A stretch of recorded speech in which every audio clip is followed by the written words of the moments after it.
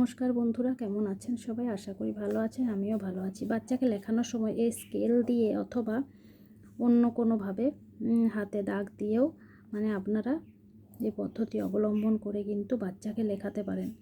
বাচ্চা কিন্তু ছকের মধ্যে লেখা যদি প্র্যাকটিস করে না, লেখা খুব ভালো হয়। আমি আমার ছেলের ক্ষেত্রেও দেখেছি।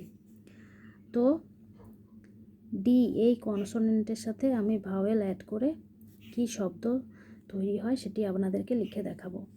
D A day,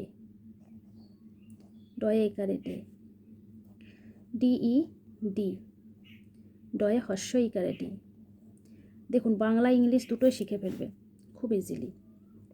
D I die, ডয় আকারে ডা, হস্য ই ডাই, ডি ও ডু,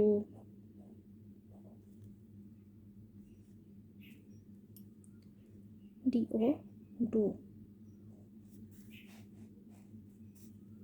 এরপর হলো নেক্সট ডি ইউ ডিউ,